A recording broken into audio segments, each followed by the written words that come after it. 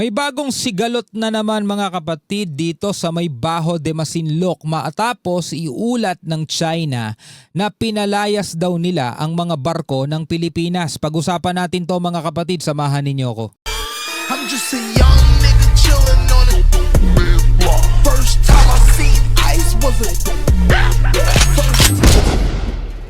Alright, magandang araw sa inyong lahat. Welcome ulit sa ating bagong video reaction, review, commentary, opinion, criticism at kung ano-ano pa. So kung nakikita ninyo mga kapatid, mula sa China Daily, sabi rito sa kanilang report, the China Coast Guard, CCG, on Friday drove away Philippine vessels that illegal daw mga kapatid, intruded, pumasok, into China's territorial waters of Wangyan daw.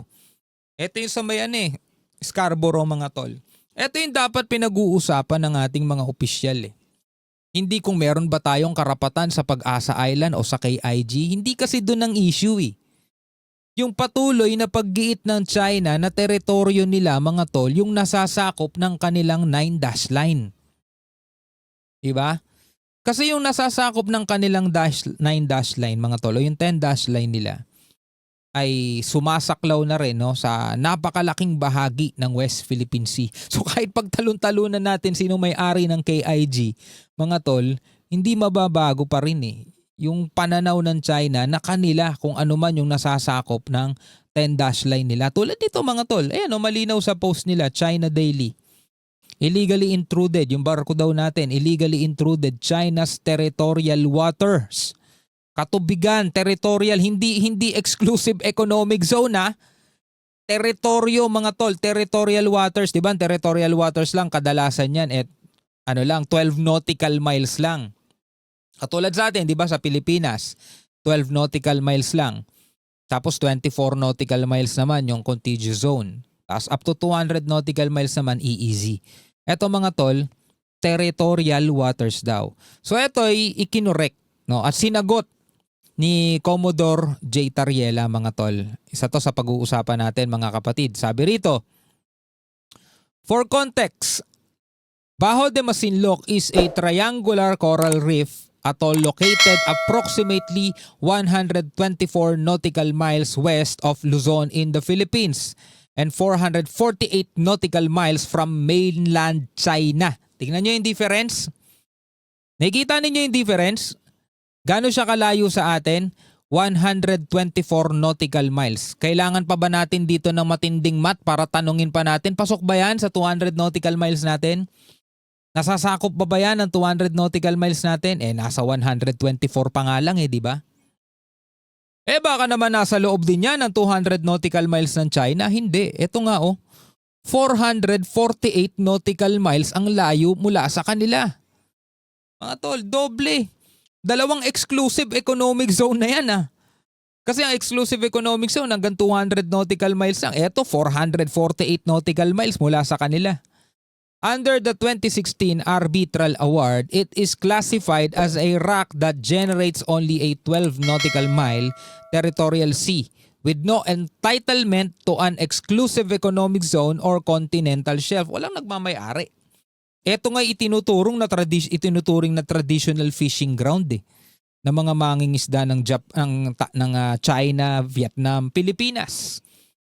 Hindi to kasama mga tol sa naipanalo natin ng 2016 Arbitral Award. Hindi nag-ruling dyan. Para gusto ko lang linawin sa inyo hindi nagbigay ng ruling dyan ang Court of Arbitration kung sino ang nagmamay-ari nitong Baho de Masinloc.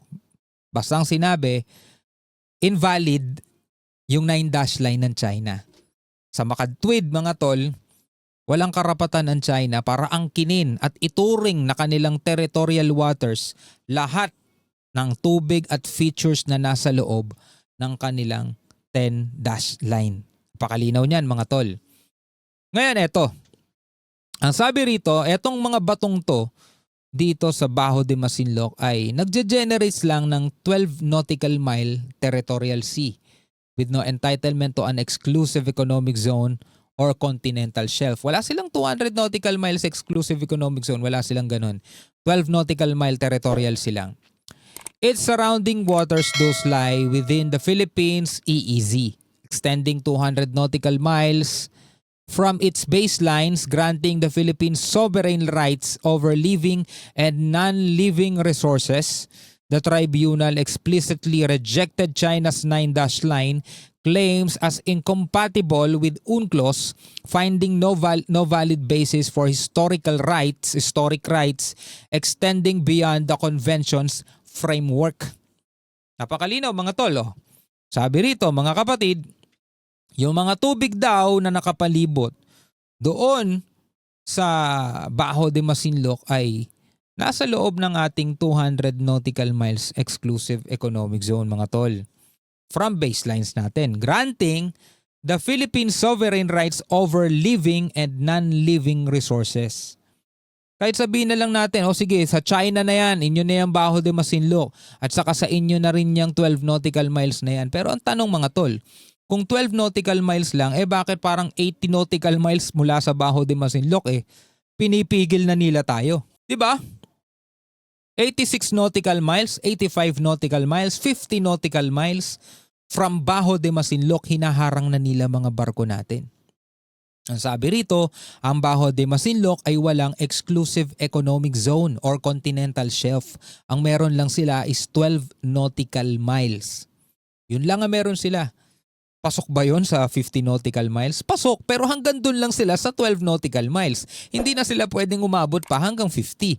Kaso 50 nautical miles mula sa Bajo de Masinloc, nandun yung mga barko nila, hinaharang tayo . Ngayon, paano tayo magkakaroon ng maayos na pag-uusap niyan? Diba? Kahit mag-usap pa yung mga senador natin at Chinese Embassy, kung patuloy na ginagawa ng China Coast Guard ang ginagawa nila, asan ang kapayapaan? Paano magkakaroon ng kapayapaan? Tuloy natin dito, sabi rito, China's Coast Guard presence along with its maritime militia vessels at Bajo de Masinloc is therefore unlawful and constitutes not legitimate maritime law enforcement but aggressive harassment of Filipino fishermen who hold full rights to fish and access these resources. Tama, di ba?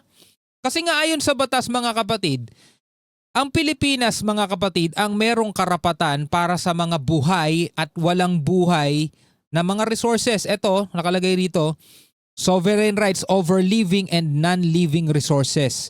Doon mga kapatid sa 200 nautical miles from its baselines, granting the Philippine sovereign rights over living and non-living resources. The tribunal explicitly rejected China's 9-dash line claims as incompatible with UNCLOS, finding no valid basis for historic rights extending beyond the convention framework. Ngayon, di ba? Not legitimate maritime law enforcement but aggressive harassment of Filipino fishermen who hold, nagmamay-ari ng karapatan, 'di ba, na makapangisda sa loob mismo ng ating exclusive economic zone. Ayon dito sa report nila mga tol, the China Coast Guard on Friday drove away. Tinaboy daw mga tol itong mga bangka ng ating bansa. Mga maliliit na bangka lang yan, Philippine vessels that illegally intruded into China's territorial waters of Wangyan daw. People's Republic of China must abandon the illusion of territorial waters there. Consult your charts and revisit UNCLOS furthermore.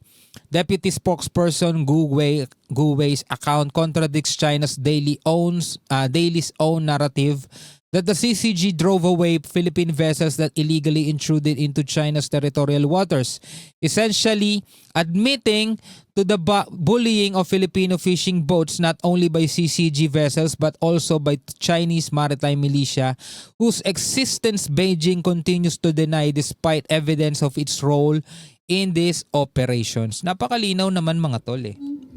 Ngayon, nakikipag-away pa rin ba ang Pilipinas? Nakikipag-away pa rin ba tayo? Hindi naman No? Inihahayag lang ng Pilipinas, tulad na lamang na sinasabi ni Rear Admiral, na-promote na kasi, dati Commodore, ngayon Rear Admiral J. Tariela. Diba? Ang ipinaglalaban natin dito, yung karapatan natin, makapangisda, diba? Mapakinabangan yung ating living or non-living resources sa loob ng ating exclusive economic zone. Kung gusto ng China talaga ng katahimikan, kapayapaan, unang-una irespeto nila ang Pilipinas sa karapatan ng Pilipinas. Yun lang. At tayo naman dito sa Pilipinas, huwag tayo mag-away-away. Diba? Huwag tayo mag-away-away dito. Dapat nga nagkakaisa tayo eh. Ang ipinaglalaban natin dito, yung karapatan natin, mga tol. Yung karapatan natin. At yung karapatan natin in the near future para sa ating mga anak. Kung sakasakaling hindi magkakaroon ng nuclear war dahil alam nyo naman, nagkakaroon ng gera ngayon. Huwag sana makikisali pa yung ibang nuclear at mga malalaking bansa tulad ng China at saka ng Russia. No? Magtatagal pa siguro ang ating mundo. Anyway, bilang mga Pilipino, ano ang inyong masasabi rito? Pwede kayo magbigay ng komentaryo sa ibaba. Hanggang sa muli, ako nga pala si Shobaldi. Peace out.